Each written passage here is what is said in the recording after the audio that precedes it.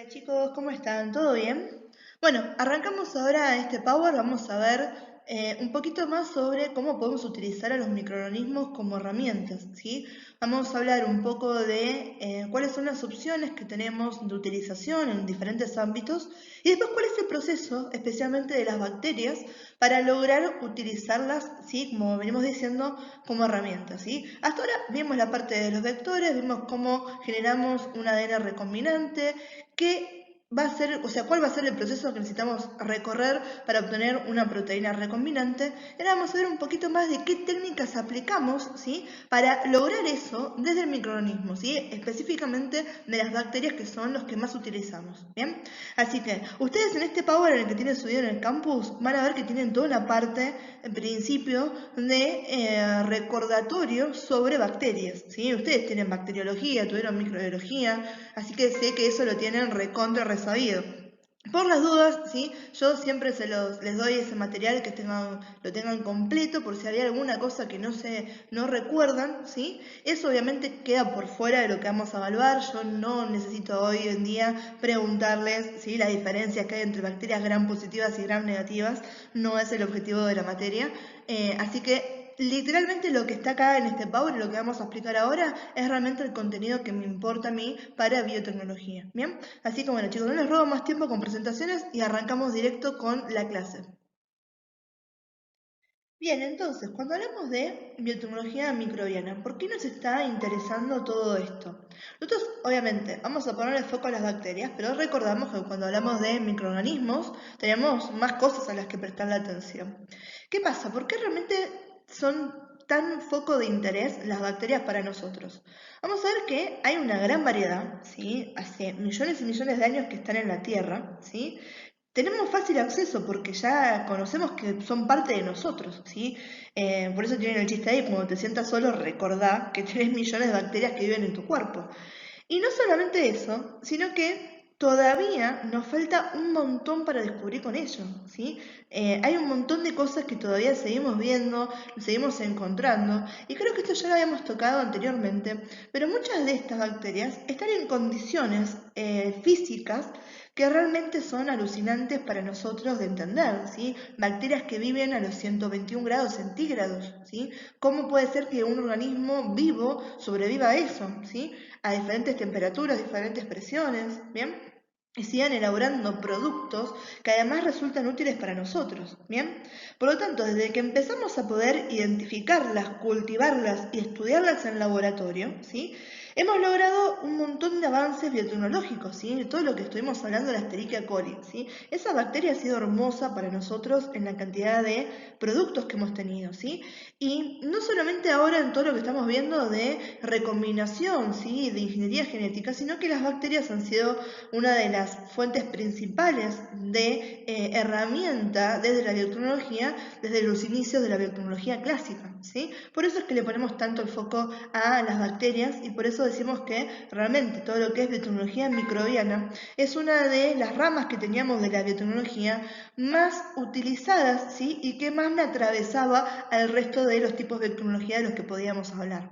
Bueno, empezamos dando algunos ejemplos de bacterias que hemos utilizado bien como herramientas y cuáles son esas aplicaciones, ¿sí? Vamos a ver eso y después vamos directamente a adentrarnos un poco más en las técnicas como les había contado hace un ratito.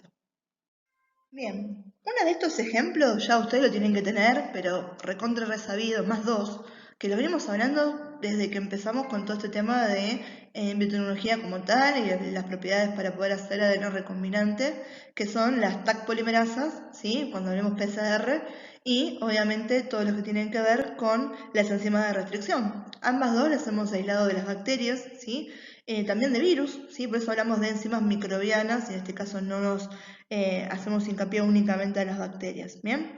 Entonces, acuérdense que esto fue una de las primeras cosas que se lograron aislar y que se empezaron a comercializar y a utilizar como herramienta, ¿sí? Yo ya le pongo ahí en el dibujo, tienen la enzima y tienen los genes. Eso es para que vean la gran variedad que tenemos, porque muchas cosas las utilizamos para investigación, ¿sí? PCR, por ejemplo, hoy permea un montón de cosas en el ámbito científico, Muchos seguimos haciendo el énfasis en la parte médica, ¿sí? Estas proteínas, hablamos del interferón, hablamos de la insulina, ¿bien? Pero hay cosas que la biotecnología sirve a nivel comercial. Por ejemplo, los jeans, esos que están viendo ahí, esos que son gastados, ¿bien? No tienen a una persona que le está dando contra al jean con la piedra, ¿sí? Para que quede de esa manera. Se pueden utilizar, por ejemplo, enzimas como la celulasa, que esa la aislamos de la Escherichia coli, ¿sí? Y en ese caso la podemos utilizar para degradar la celulosa, si esto está en las plantas, y permitir que tenga una mejor digestión para los animales de granja, si eso, animales, fíjense en cómo la biotecnología microbiana en este caso y la biotecnología que podemos utilizar a nivel animal, ¿sí? Con la cría de animales, ¿sí? Acá de vuelta tienen que ver una con la otra, ¿sí? Algo de esto demos ejemplo la vez pasada, ¿sí? Con el tema de este chancho recombinante que habíamos hablado, ¿sí? Entonces podemos utilizar la celulasa para ese lado, ¿sí? E incluso también para ese tema de los jeans lavados a piedra, lo logramos con esto, ¿sí? Degrada tanto las fibras del denim que hace que tengan ese efecto. Y acá tenemos otros dos ejemplos, ¿sí? Uno lo vamos a tener en lo que es el ámbito de lo comercial a nivel de detergentes, ¿sí? O jabones para la ropa, y otro que es extremadamente utilizado en el ámbito alimenticio, ¿sí? Como ejemplo, ¿sí? Para el tema de los detergentes tenemos una proteasa que se llama subtilicina. Esta, bueno, es una proteasa, entonces, ¿qué hacen? Me degrada proteínas. A nivel de poder utilizarlo en un detergente o en un jabón para la ropa, está buenísimo porque todas manchas que sean proteicas, con esto lo saco, ¿sí? Es una variante aislada del Bacillus subtilis, ¿sí? Y en un montón de detergentes está la subtilicina como componente, ¿sí? Y el otro que les comentaba que tiene que ver con, es uno de los bastiones hoy en día que está teniendo la industria alimenticia, tiene que ver con la producción de jarabe de maíz. Si ustedes se fijan, hay un montón de comidas que tienen jarabe de maíz en los componentes, y sobre todo estas que son súper procesadas. Hoy en día hemos perdido un poco el contacto de realmente saber bien qué es esto que estamos ingresando a nuestros cuerpos con los alimentos. ¿Sí? Yo creo que esto se los comenté en la primera clase que tuvimos de biotecnología cuando hicimos una introducción a la materia. Les decía que antes uno sabía ¿sí? de dónde venía la carne de comida, de dónde venían los tomates, etc. Hoy uno va al supermercado, mete las cosas en el changuito, llegas a tu casa y muy poca gente tiene realmente el tiempo para estar leyendo las etiquetas y aparejado eso también el conocimiento, porque hay un montón de componentes y un montón de ingredientes y demás que los desconocemos, ¿sí? Porque se han incorporado tecnologías y un montón de cosas que han hecho más complejo todo esto. Entonces, un ejemplo de eso son todas las amilasas, ¿sí? Que son proteínas hidrolíticas que degradan el almidón y son utilizadas en todo el proceso para generar el jarabe de maíz, ¿sí? Y estas las podemos obtener del Bacillus licheniformis, ¿sí? Eso como un ejemplo. Si ustedes lo buscan, esto hoy en día es una potencia, lo del jarabe de maíz. En Estados Unidos es extremadamente marcado, en la industria alimenticia lo usan para todo, ¿sí? Cualquier cosa que ustedes agarren y lo empiezan a leer, tiene jarabe de maíz de fondo. Bien, y acá llegamos a este concepto súper importante que ya habíamos hablado de la definición de transformación bacteriana. Sabíamos que transformar significaba hacer que una bacteria aceptara ADN exógeno, ¿bien? Ahora, sí, hasta ahora lo venimos nombrando, sí, y parece que fuera algo fácil que pasan con las bacterias o que sea algo natural de las bacterias. Sin embargo, para que haya transformación bacteriana, algo tenemos que hacer, ¿sí? Hay que hacer algún tratamiento para que sean más receptivas a poder aceptar ese ADN exógeno, ¿sí? Entonces, a las bacterias a las que nosotros tratamos para que puedan recepcionar y puedan incluir en su interior ADN exógeno, le vamos a llamar bacterias competentes, ¿sí? Y el proceso en el cual una bacteria se vuelve competente es transformación, ¿sí? Entonces, en este caso, nos permite también cambiar la apariencia o las propiedades de la célula bacteriana cuando nosotros le estamos ¿sí? introduciendo estos genes extraños, estos genes exógenos. ¿Bien? Vamos a hablar de dos técnicas para poder hacer transformación. Una técnica que es sencilla y que no tiene tanto índice de éxito, que va a ser la de cloruro cálcico, y una de las técnicas que es la más utilizada, que se llama transformación por electroporación, ¿sí? Se los adelanto de ahora, pero así tienen una idea de cuáles son los dos métodos que vamos a tener que aprender para poder hablar de transformación bacteriana. Bien, vamos a ver alguno de esos. Bueno, empecemos con la técnica de cloruro cálcico, ¿sí? Acá tenemos un tema, ¿sí? Es que la bacteria por sí sola no está preparada para que nosotros le ingresemos ADN así nomás. Acuérdense en todas las formas en las que había traspaso de plásmidos entre bacterias y bacterias, necesitábamos que se formara la unión con el pilis y demás. Acá no tenemos eso, ¿sí? Entonces, nuestro primer enemigo, lo primero que tenemos que sortear en este caso va a ser la pared bacteriana y la membrana celular de la bacteria. Para eso vamos a tener la utilización, en este caso química, del cloruro cálcico, ¿sí? Que al tener átomos cargados positivamente, ¿sí? Va a atacar esta pared y va a hacer las soldaciones, ¿sí? O sea, los agujeritos, las penetraciones, para que pueda pasar el ADN.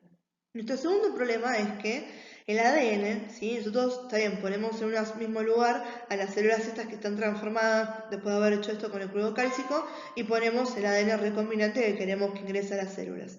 El ADN por sí solo tampoco tiene interés de entrar adentro de las células, ¿sí? No es que porque lo pongo mágicamente se mezcla y entra. Lo que vamos a tener que hacer es incentivar a que ese ADN ingrese dentro de la célula. Y esto lo vamos a hacer con un juego de temperaturas, ¿sí? Vamos a ver que en punto principal, tanto la solución de cloruro cálcico como mis bacterias van a tener que estar frías, estamos hablando de temperaturas bajas. En cuanto a las bacterias estamos súper congeladas, ¿sí? Menos 80, menos 60 grados centígrados, ¿sí? Y la solución de cloruro cálcico también va a estar helada, ¿sí? Esto es lo que permite mantener ese estado competente, ¿sí? Y que esas bacterias se puedan utilizar en el ámbito del laboratorio. Lo siguiente que vamos a tener que utilizar va a ser un golpe de calor, ¿sí? Que ahora en la siguiente diapo se los voy a explicar más en detalle.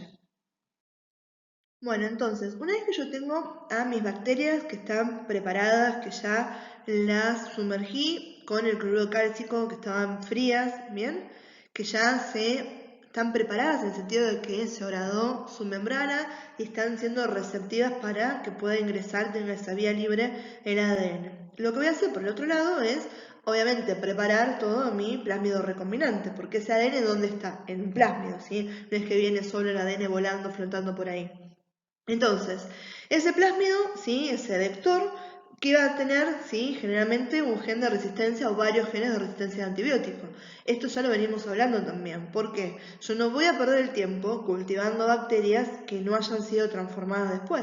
¿Cómo me doy cuenta si hubo o no hubo transformación, si hubo o no aceptación de test plásmidos? Las cultivo en medios en los cuales solamente puedan sobrevivir aquellas bacterias a las que yo les di la posibilidad de hacerlo al haber ingresado este gen de resistencia al antibiótico, ¿sí? Como podía ser el gen de resistencia a la ampicilina, ¿bien? Ahora, una vez que tengo todo esto, ¿sí? Lo vuelvo a sumergir en hielo, ¿sí? En un baño de hielo para que esté todo bien frío. E inmediatamente después, rápidamente las dejo en más o menos un minuto a temperatura de 37 y 42 grados centígrados.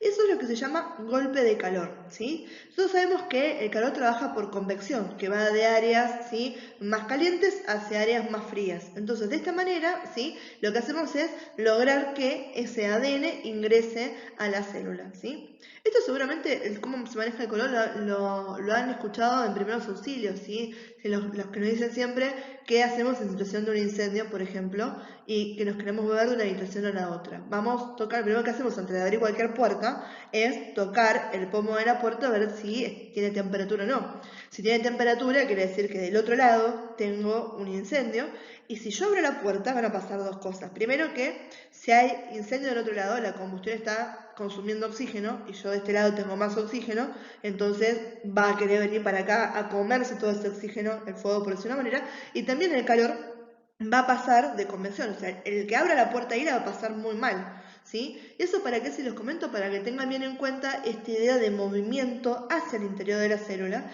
y que en ese movimiento, por el cambio de temperatura que estamos teniendo, lo que va a hacer es ingresarme también la molécula de ADN que viene en este plásmido, ¿sí?, recombinante, en este vector que estamos utilizando, ¿sí? Entonces, para que se entienda, tenemos a nuestras bacterias que ya las preparé con la solución de cloruro cálcico, ¿sí? Lo que hago es, al mismo lugar, al mismo recipiente donde estoy teniendo esto, generalmente usamos un tubo de ensayo, lo que hacemos es, le agregamos a nuestro plásmido recombinante, ¿sí? Recordemos que este tiene además un diferenciador que va a ser ese gen de resistencia al antibiótico, por ejemplo, ¿bien?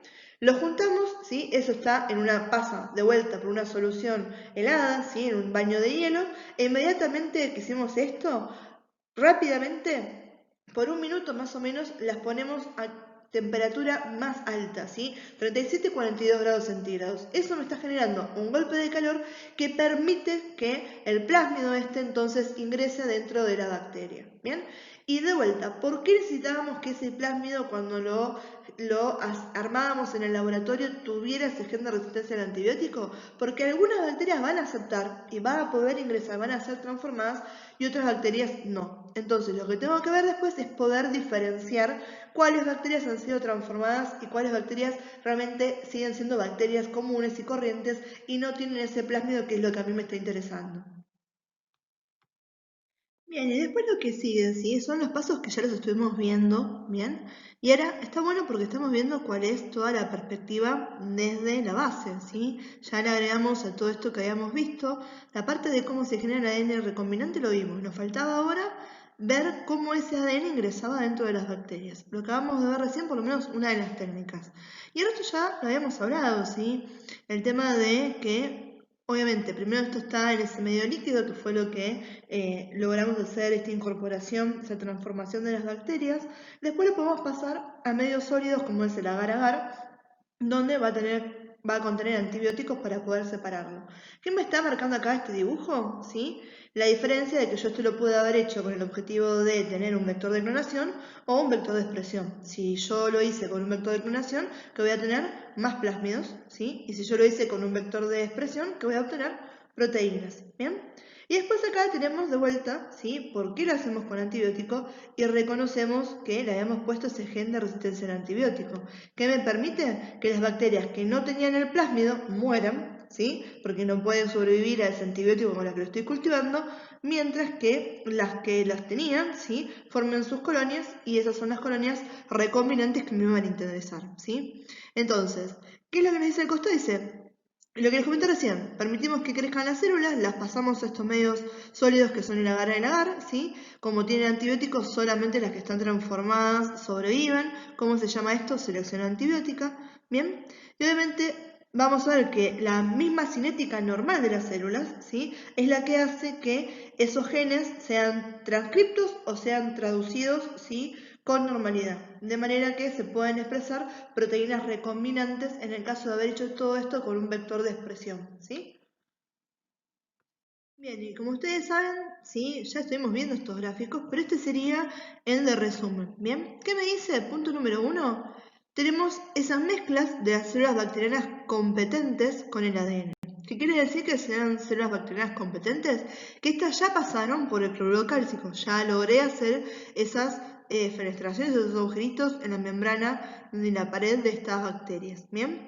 Las ponemos en una mezcla, siempre en hielo, estamos hablando de mantener el frío, acuérdense, ¿sí?, con ese ADN que venía ¿dónde? ¿Sí? Venía en un plásmido, ¿sí?, que contenía el gen humano, en este caso, de la proteína que queramos expresar, estamos hablando de un vector de expresión, y un gen de resistencia a la ampicilina, en este caso, o sea, de resistencia antibiótica, para poder hacer la selección después en base a cuáles van a ser las bacterias que van a sobrevivir, ¿sí? Entonces, una vez que yo tenía esta mezcla, ¿sí?, ¿ya por sí solo el ADN podía ingresar a la bacteria? No, teníamos que dar un golpe de calor. Hablábamos de 37 a 42 grados centígrados.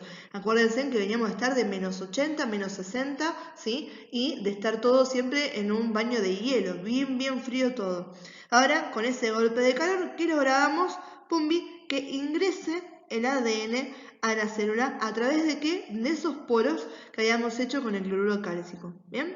Ahora, una vez que está dentro de la célula, ya ese plásmido pasa a ser parte de la maquinaria interna de la bacteria, por lo tanto, ese plásmido va a ser duplicado, ¿sí?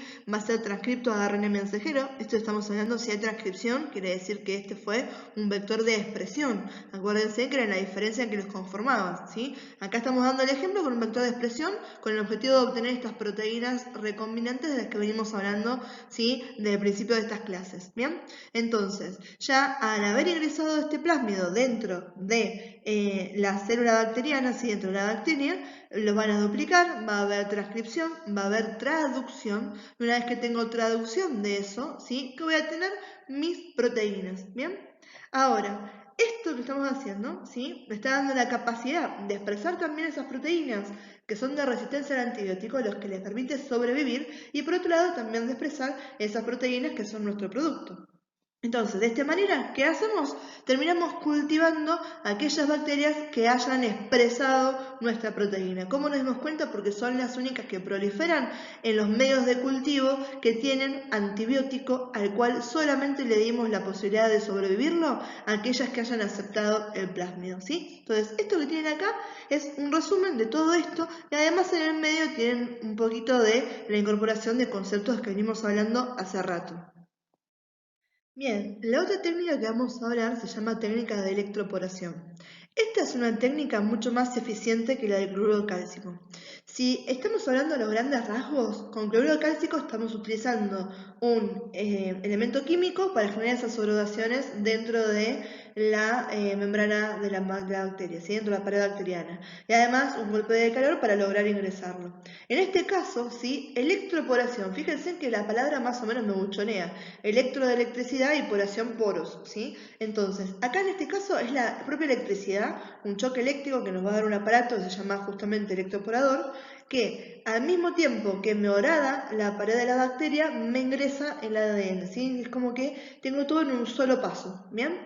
Y en este caso, ¿sí? No solamente tenemos eso, sino como ventaja, digamos, que hace todo en una, sino que también podemos aplicarlo a otro tipo de células, como por ejemplo hongos, ¿sí? Células animales, ¿sí? Que con el cloruro cálcico no serían porque es demasiado dañino para las estructuras de esas células, que además tiene un grado mayor de aceptación.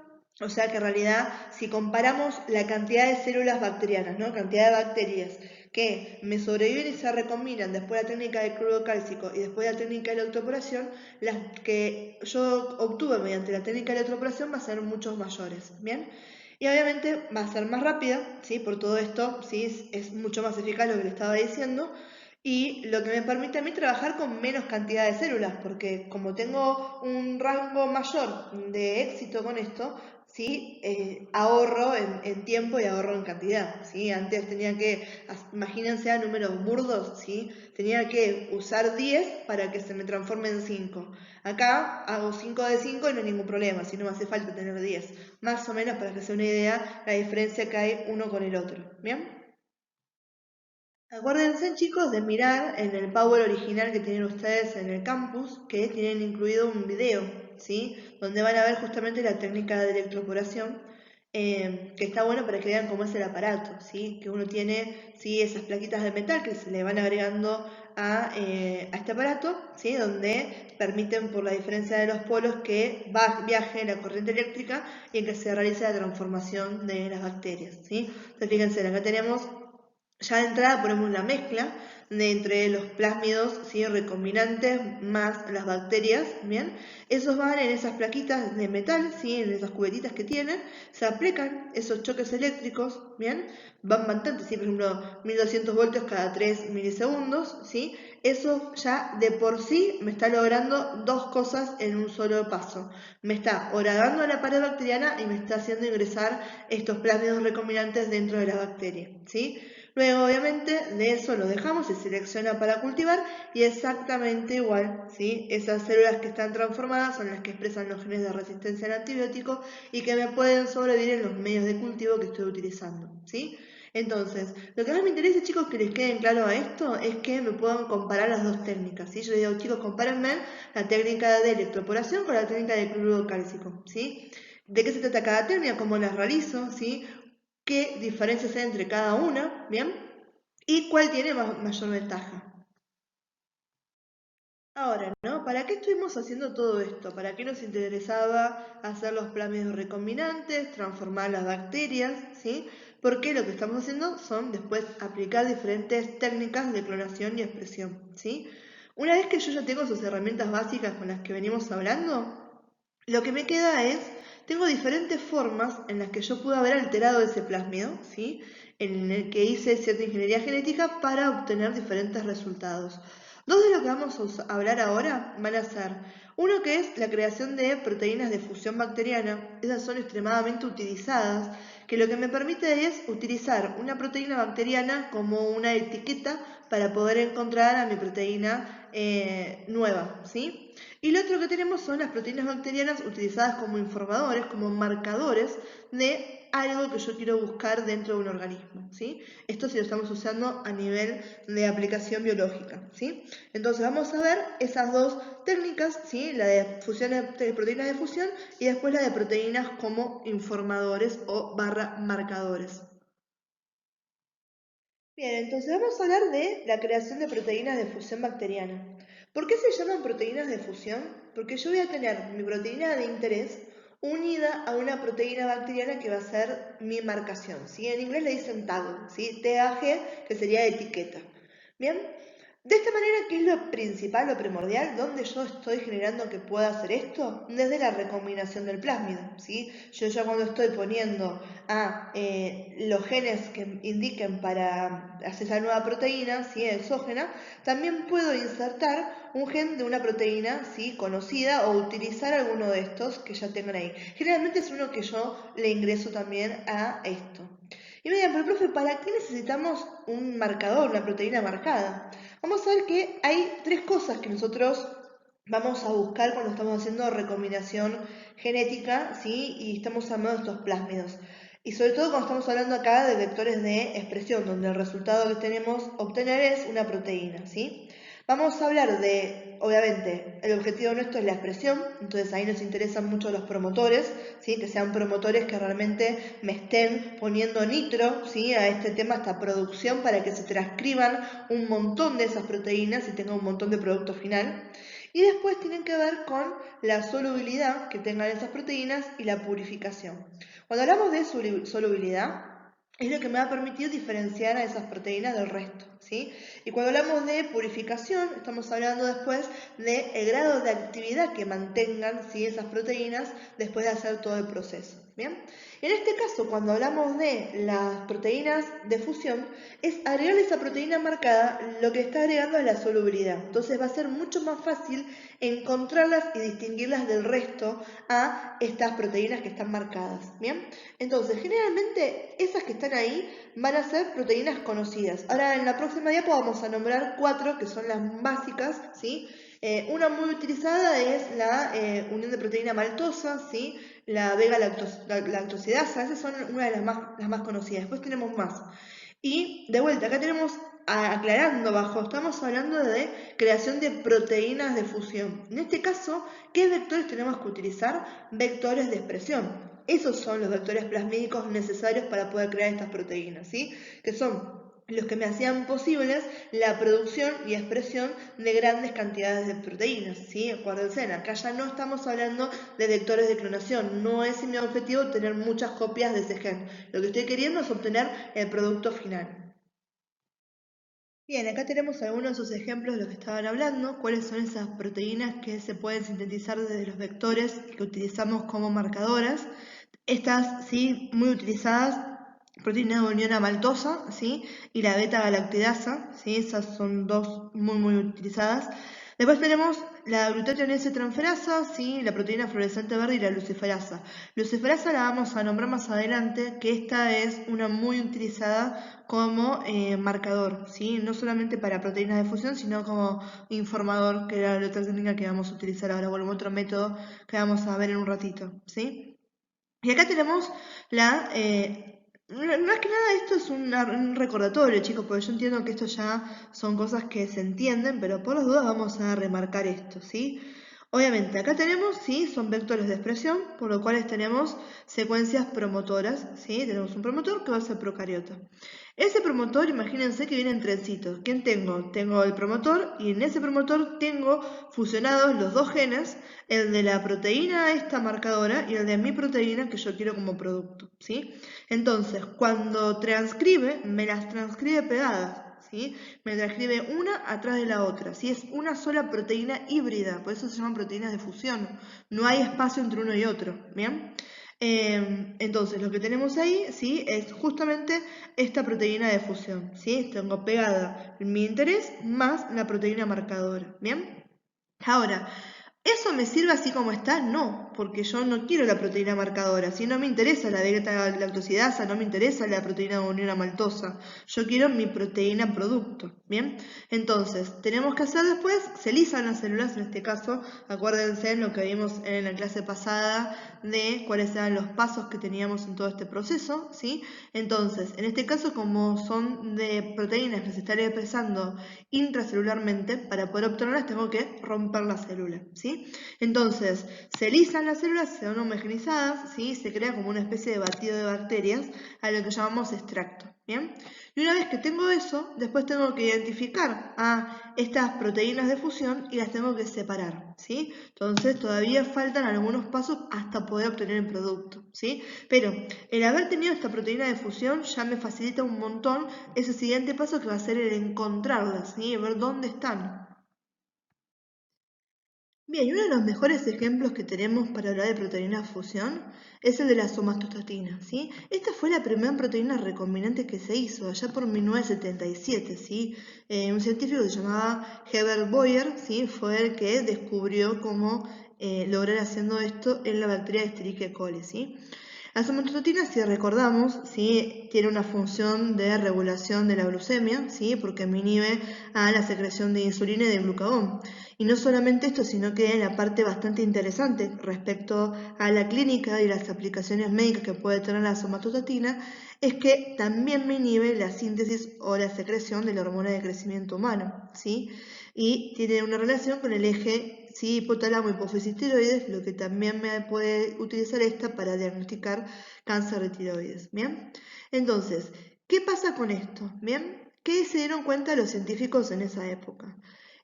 Primero, sí, que justamente la somatostatina dentro de todo es bastante fácil de empezarla a tomar para investigar porque son 14 aminoácidos nada más, es una proteína chiquitita, ¿sí? Entonces, ¿por qué volvemos a esta utilización de los vectores de clonación y esta técnica de proteínas de fusión?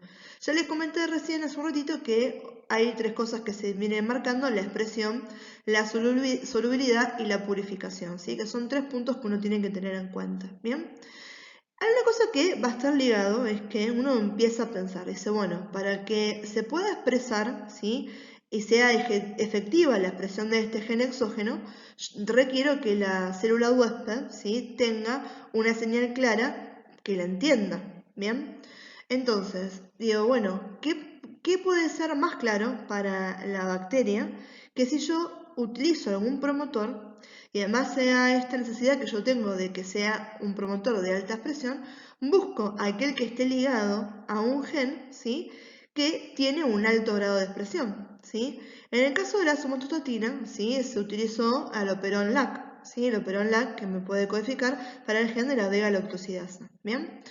Entonces, se le agrega a eso, ¿sí? Se le agrega además un grupo de metionina, ¿sí? Porque si ya estamos dándole las bases para estos 14 aminoácidos y queremos ya directamente a la proteína como viene, metionina, nosotros sabemos que todas las proteínas se sintetizan a partir de la metionina, pero después ese grupo lo podemos eliminar y por ejemplo la somatostatina no lo tiene, ¿sí? Empieza con alanina, es el primer aminoácido de la cadena, ¿bien?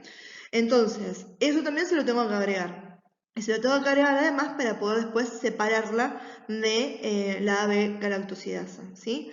Entonces, ¿qué se hace? ¿Sí? Se une de esta manera, ¿sí? Tenemos la secuencia de los 14, ¿sí? Las pares de bases que me codifican para estos 14 aminoácidos, se le agregan a continuación del gen de la beta-galactosidasa que está asociado a un promotor propio de la bacteria, ¿sí? Que ya sabemos que tiene alta expresión, ¿bien? Entonces, una vez que se obtienen los resultados, ¿sí? Que hay transcripción, lo que tenemos es una proteína híbrida, ¿sí? Nos queda la beta-lactosidasa con una cola, ¿sí? Que esa cola de 14 aminoácidos, pobrecita, es la somatostatina, ¿sí?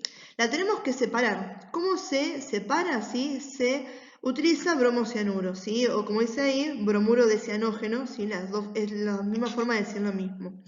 Este producto químico lo que hace es romper el enlace peptídico y justamente lo rompe por el lado carboxilo de la metionina. Entonces me viene perfecto para poder separarlo en el punto que tenemos ahí. Fíjense que ahí tenemos marcado, ¿sí? Toda la cadena de la beta-lactosidasa y después en colores lindos tenemos a lo que sería a nuestra somatostatina, ¿sí? Y al fragmento, una vez que hice eso, ¿qué me queda? Los fragmentos de beta-lactosidasa por un lado que no me importan y por otro lado la somatostatina humana, ¿sí? Fíjense ahí que también voló la miércoles, ¿qué cosa? La metionina, ¿bien?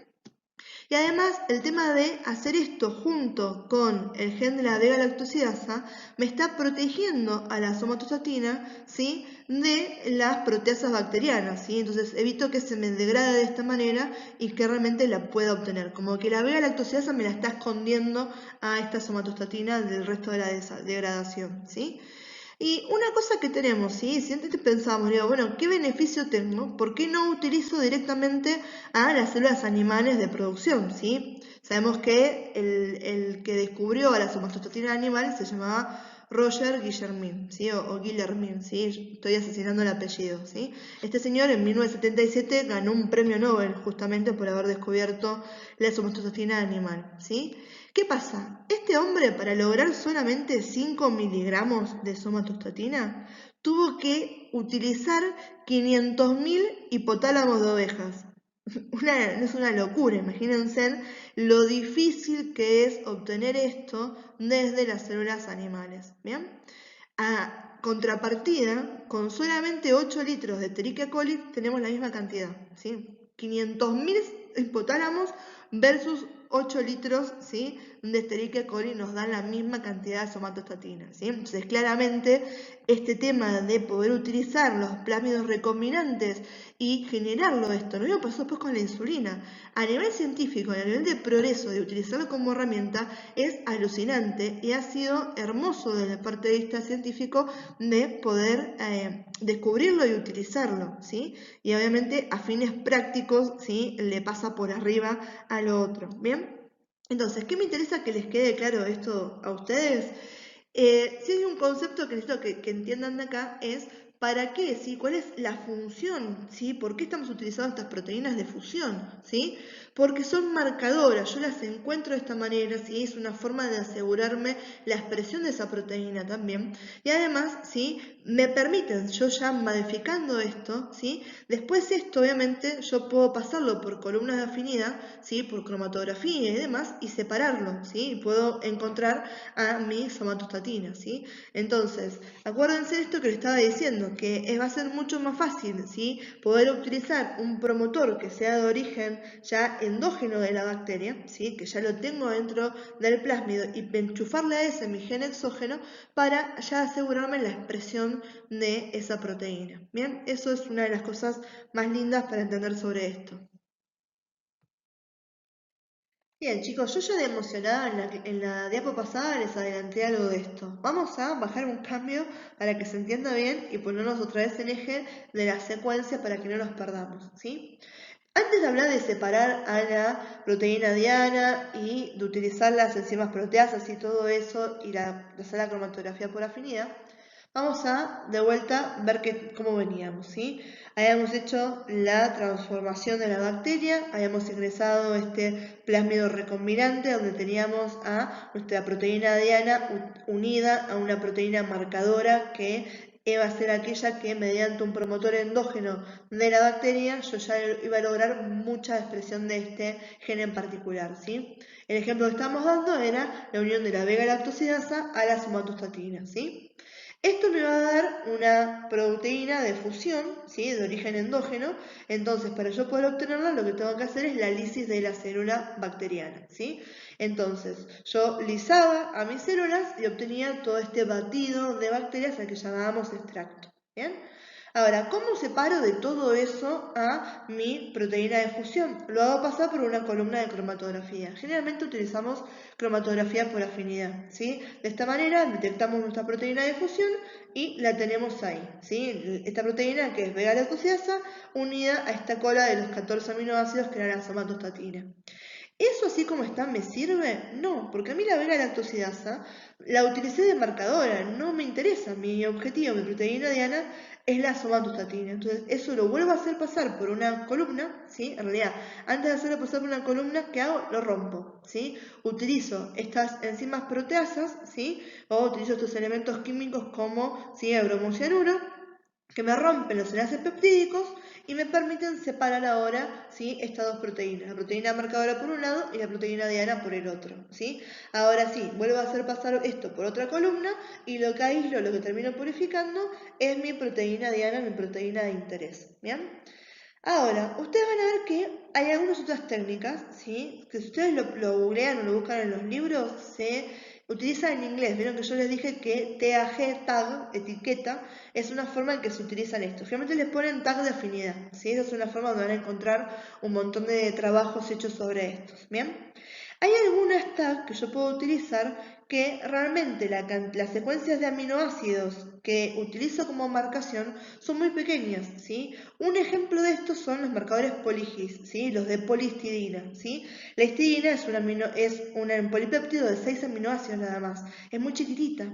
¿Qué pasa? Estos 6 aminoácidos no me terminan dando una demasiada alteración en cuanto a la estructura de la proteína, ¿sí? Entonces, como no me altera la estructura de la proteína, no me altera la fusión. Entonces yo puedo elegir no purificarlo. Entonces hago eso, lo utilizo de marcadora, la paso, ¿sí? Yo ya conozco, encima de estos que son chiquititos, ¿de qué me sirven? De que yo los conozco perfectamente. Yo esos 6 aminoácidos tengo re en claro cuáles son todas las características bioquímicas que tienen. Entonces puedo ajustar mi columna de cromatografía para que me los reconozca, ¿sí? Incluso cuando yo desconozco las propiedades bioquímicas de la proteína diana, ¿sí? Entonces, como viene aparejado esto, pumba, reconozco al polihit, ¿sí? De una y viene atado a la otra, ¿sí? Entonces, una vez que hago eso, incluso me puedo ahorrar todo este paso de la siguiente cromatografía y del tema de utilizar enzimas, ¿sí? Proteasas, ¿bien? Por ejemplo, cuando hablamos de el poligis, ¿sí? Que estamos utilizando, además de esto, de que no me afecta la estructura, ¿sí? Cuando hacemos la ilusión, generalmente para este se usa un gradiente de imidazol, eso es poco agresivo, por lo tanto, preserva por completo casi la homogeneidad de las proteínas, ¿sí? Entonces, de esa manera es extremadamente suave y puedo aislarla esta proteína y que no se me vea afectada en ningún lado, conservar lo que es la pureza, ¿sí? Utilizando estos marcadores en Escherichia coli se obtiene una pureza aproximadamente del 80%, ¿sí? Que es un montón. Otro que pueden utilizar así estos péptidos marcadores chiquititos, ¿sí? Es el CDP, ¿sí? Que es para el aminoácido camoldulina. Este también, ¿sí? Es muy chiquitito y también es de fácil de reconocimiento por las columnas de afinidad y además nos da este beneficio de que es muy suave el tema del proceso que tenemos que utilizar diluyente y demás en la cromatografía y que no me afecte a las proteínas dianas, ¿bien? Entonces eso es como otro ejemplo dentro de todos los que son las proteínas marcadoras que se utilizan. Esta es otra variante, ¿sí? Que nos ahorra algunos pasos, ¿bien? Depende, ¿sí? De vuelta, las condiciones económicas, de los tiempos, de qué es lo que queramos hacer, podemos elegir trabajar con un marcador o con otro, ¿bien? Esto es para que tengan idea, ¿sí? Un poquito más otro ejemplo de marcadores que podemos utilizar. Bien, este es el gráfico del que les comentaba recién, donde tenemos bien para utilizar qué cosa, todos los conceptos, ¿sí? Que estuvimos viendo desde hace rato, cuando empezamos bien con la materia y los conceptos básicos de biotecnología puros nuestros, para poder ver esa secuenciación que tiene todo esto, que la forma en que los estuvimos estudiando es para poder hacer una hilación y poder entender, por ejemplo, este tipo de procesos, ¿bien? Entonces, por un lado, tenemos punto número 1, ¿sí? Es la creación de ese vector de expresión, ¿sí? Es un vector de expresión donde yo, obviamente, para utilizarlo, tuve que utilizar mis enzimas de restricción, hice ese vector recombinante. ¿Qué es lo importante de ese vector en este caso cuando la técnica que utilizamos es la de proteínas de fusión? Que en ese vector yo tenga un promotor, ¿sí?, que esté unido a un gen propio, que lo utilizo de marcador, ¿sí?, que ese gen ya sé que me está codificando para, si ese promotor me está codificando para un gen que se va a expresar altamente en la bacteria, o sea que voy a tener una gran producción, y a ese gen entonces yo le voy a poner mi gen de interés, ¿sí? Entonces ahí viene donde yo estoy uniendo, ¿sí?, a mi proteína diana con esta proteína que va a ser marcadora, ¿sí? De esa manera obtengo mi vector de expresión, que tiene mi sitio ORI, ¿sí?, tiene también el sitio polilinker, que es donde puse todo esto, el sitio de unión al ribosoma, ¿sí?, todo lo que tenía que tener un vector de expresión para que después termine dándome, ¿sí?, proteínas, ¿sí?, que yo estoy buscando. Bien, ahora mi segunda etapa era elegir cuál iba a ser el vehículo, o sea, en qué tipo de células, ¿sí?, o en qué tipo de microorganismos o elementos yo iba a utilizar para poner este vector de expresión. En este caso estamos usando las bacterias. Para que las bacterias sean receptivas a este ADN exógeno, teníamos que hacer transformación, tenían que ser bacterias competentes, ¿sí?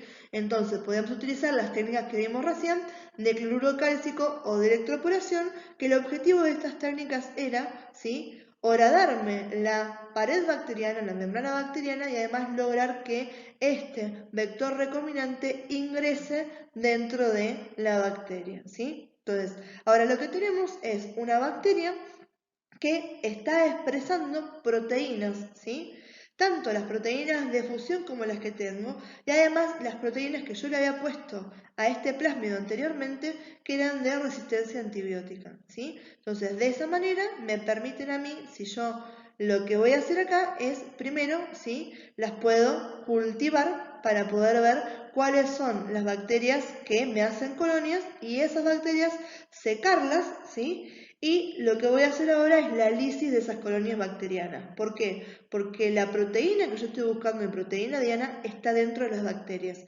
Para poder obtenerla, ¿qué tengo que hacer? Tengo que romper la bacteria y generar, ¿sí?, todo ese batido que me está liberando esa proteína de fusión, ¿sí? ¿Qué viene? ¿Qué es una proteína de fusión? La unión que tengo, ¿sí?, de mi proteína de interés más mi proteína marcadora. ¿Bien? Esa proteína marcadora, ¿sí?, me va a servir porque las voy a hacer pasar por una columna de cromatografía. ¿Qué voy a utilizar generalmente? ¿Sí? Una cromatografía de afinidad, ¿sí? Fíjense en este caso, la afinidad que estoy buscando. Acá se utilizó en vez de la biogalactosidasa como ejemplo, ¿sí?, la proteína de unión a maltosa. Entonces, esas esferas de la cromatografía, ¿qué me reconocen? Justamente la maltosa. ¿Qué pasa? Me reconocen la maltosa, y ¿quién viene pegada a esa? Viene pegada mi proteína diana, ¿sí? Entonces ahora ya logré separar a mi proteína del resto de lo que tenía de productos, ¿sí?, de la bacteria. ¿Bien? Como etapa número 4 en este gráfico, ¿qué viene? De vuelta, ¿a mí me sirve mi proteína diana unida a la proteína marcadora? No. A mí lo único que me interesa es la proteína diana. Entonces, lo que tengo que usar ahora, lo que tengo que hacer ahora, es separar estas proteínas. Ya la proteína marcadora cumplió su función, que era lograr hacerme separar a esto, ¿sí? Y ahora lo que tengo que hacer es dividirla y separarla de mi proteína diana. ¿Qué voy a utilizar? Proteasas, ¿sí? Acá tienen, por ejemplo, la trombina, ¿sí? Y en ese caso, de vuelta, fíjense que me marca ahí como si tuviera unas tijeras, porque me vienen a romper los enlaces que tengo de esto, ¿sí? Esto lo puedo volver a hacer pasar por una columna de afinidad, ¿sí? En este caso que, por ejemplo, me quede pegada a la columna la maltosa y que eluya la, ¿sí?, en este caso, la proteína de interés, ¿bien? Y una vez que tengo esto, ¿sí?, lo que voy a hacer es, lo puedo hacer pasar, ¿sí?, por cromatografía y algo para poder confirmar la pureza que tenga esa proteína y que realmente me haya quedado como corresponde y tenga la estructura y la función después con la actividad que necesito, ¿sí? Entonces fíjense cómo acá ya hablamos de un punto al otro y utilizamos absolutamente todos los conceptos de los que venimos venimos hablando de un principio. Por eso, chicos, es sumamente importante que se entienda eso, ¿sí? Para que cuando ustedes lean estas cosas y el día de mañana quizás se encuentren con algunos trabajos, se van a dar cuenta que ya lo pueden entender, ya tienen todas las herramientas por separado para ver lo que sería una secuencia, en este caso, de producción y de elaboración de las proteínas. ¿Bien? Bien, lo último que nos queda por hablar es el tema de utilizar a las proteínas bacterianas como informadores. Bien, como siempre, el mar y las especies marinas que tenemos ahí han resultado un cúmulo de información y de fascinación para un montón de científicos. Bien, ¿qué pasó? Una de las cosas que llamaron la atención, y es obvio que lo haga, es estas especies que tienen bioluminiscencia, ¿sí? Es algo que ya orgánicamente genera luz, ¿sí? Es extremadamente interesante. Se empezó a investigar y se asoció estas especies con la presencia de enzimas que generaban las bacterias Vibrio fischeri y Vibrio herbaei, ¿sí? Veían que a partir de unos genes que se denominaron genes Lux, se codificaban subunidades proteicas que formaban una enzima que se llama luciferasa, ¿sí? A raíz de las reacciones químicas que produce la luciferasa, se obtiene la luz, ¿sí? Ese efecto bioluminiscente. Y a partir de esto, buenísimo, porque si nosotros podemos aislar esos genes y crearlos en vectores de clonación o vectores de expresión, podemos utilizarlos como marcadores. Quiere decir, donde tenga este gen Lux, ¿sí? Yo lo puedo ver como un marcador de expresión. Voy a ver luz y voy a ver, ¿sí? Dónde tengo, ¿sí? Ciertas cosas expresadas. ¿Bien? A nivel de buscar algo, ser algo rastreador y ser informador, por eso ahí viene el nombre, es extremadamente interesante, ¿sí? Entonces, de esta manera los hemos clonado, ¿sí? Se han utilizado dentro de los vectores para estudiar la expresión génica de varias formas específicas, ¿sí? Yo los veo en un cierto organismo y puedo detectar, ¿sí? Cuando lo encuentro esto, si hay o no hay cierta, ¿sí? Sustancia. Muy utilizado esto en el área de los contaminantes o detectar cancerígenos, por ejemplo, ¿sí? Cancerígenos y otros contaminantes que esto, ¿sí? Cuando los tengo, si veo luz, quiere decir que está. Y si está, además me permiten cuantificar y ver además la biodisponibilidad que puedo tener de cierto elemento. ¿Bien? Entonces, lo que vamos a ver es que además, si esa luciferasa que está codificada por los genes luz, yo la introduzco dentro de células animales o vegetales, ¿sí? Estas entonces van a adquirir ese brillo fluorescente que me está dando a mí como investigador una señal visual de la expresión génica. Yo puedo ver realmente dónde hubo expresión génica o dónde no. Y de esa manera poder aislarlo y poder reconocer esto, ¿sí? Más que acá, para obtener un producto, la parte básica de esto es esa alteración, esa generación de los plasmidos donde contenga este gen, ¿sí? Que yo los introduzco a diferentes sistemas y que me sirven de rastreadores y de informadores.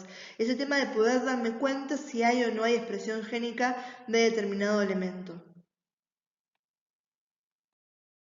Bien, chicos, y acá tenemos, para que se entiendan, por un lado, ¿sí? Muy exagerado esas placas de cultivo brillante, pero esa relación que tienen. Y abajo les agregué unas que son más reales de cómo lo vemos, ¿sí? ¿Cómo funciona esto? ¿Sí? ¿Cuál es el proceso químico? La luciferasa lo que hace es utiliza oxígeno y también utiliza, ¿sí? ATP, ¿sí? Esta energía, para transformar la luciferina en oxiluciferina, ¿sí? En ese proceso, ¿sí? Lo que se libera es luz, ¿bien? Ahora, una de las grandes utilidades que he tenido, ¿sí? El tema de estos genes Lux como marcadores, cuando los introducimos en el genoma, ¿sí? Mediante estos plámidos recombinantes de la Escherichia coli, las podemos utilizar, por ejemplo, para detectar la presencia de arsénico en el agua, ¿sí? Esto que estábamos hablando que nos sirve para contaminantes, ¿bien? Y otra de las aplicaciones más interesantes que han tenido estos a nivel que nos interesan a nosotros tienen que ver con la detección de tuberculosis, ¿sí? Ustedes saben que la tuberculosis está causada por una bacteria, ¿sí? Y lo que pasa con la tuberculosis es que muchas veces es difícil detectarla, ¿sí? Porque hay tuberculosis activa y después cuando se generan esos granulomas, ¿sí? Que el sistema inmunitario está en funcionamiento y no se desarrolla la enfermedad, ¿sí? Esos bacilos quedan ocultos y puede pasar un montón de tiempo, años incluso, hasta que si nuestro sistema inmuno falla, ¿sí? Esos granulomas se rompen y ahora sí tenemos una infección activa por tuberculosis, ¿bien? Entonces, ¿qué pasó? Empezamos a ver que hay ciertos virus, ¿sí? que atacan a bacterias, ¿bien? Y hay un virus en especial que ataca a la bacteria, ¿sí? Este bacilo de Koch, ¿sí? Este Mycobacterium tuberculosis. Y entonces lo que vimos es, bueno, la verdad que el virus es capaz de detectar a la bacteria cuando nosotros hasta ahora, con las pruebas que tenemos básicas, no lo podemos hacer. Entonces, ¿cómo me doy cuenta yo dónde está el virus? Bueno, lo que puedo hacer es utilizar uno de estos vectores, se lo enchufo al virus que afecta a la bacteria y lo voy a poner a este virus en una muestra, por ejemplo, de esputo del paciente, ¿sí? Entonces, si yo mezclo la saliva del paciente donde yo sospecho que puede estar infectado por tuberculosis con ese virus que viene marcado con el gen Lux, lo que voy a ver es que si el paciente tiene tuberculosis, ¿sí? Si tengo esa bacteria y está presente en la muestra de saliva, el virus va a infectar, ¿sí? A estas bacterias, estas células bacterianas, y las voy a poder detectar porque voy a tener ahora colonias brillantes, ¿sí? Voy a ver esa expresión visual, ¿sí? No siempre la expresión de los genes luz va a ser mediante, ¿sí? Va a ser directamente visual. Esa es una de las facilidades que tenemos. A veces es necesario, por ejemplo, amplificar la secuencia de los genes luz mediante PCR para lograr verlo de esa manera, ¿sí? O hay diferentes formas de verlo. Este tema de que sea luz y demás es una de las cosas más directas y más fáciles para tener eso en cuenta, ¿sí? Entonces, de esta manera sí es realmente interesante lo que se pueden utilizar y de ahí viene, sí, creo que ahora se queda bien claro por qué le decimos que son informadores o son marcadores, me están dando cuenta a mí de la presencia de algo. ¿Y qué me facilitan todo eso? Me facilitan detectarlo mediante esta capacidad que tienen de producir luz en las reacciones químicas que generan, sí, esa enzima codificante que es la luciferasa. Bien, chicos, con eso terminamos este tema, ¿sí? Espero que se haya entendido cualquier cosa. Sé que en el medio hay un montón de cosas que se van sumando y que es necesario entenderlas para poder hacer una hilación de los contenidos.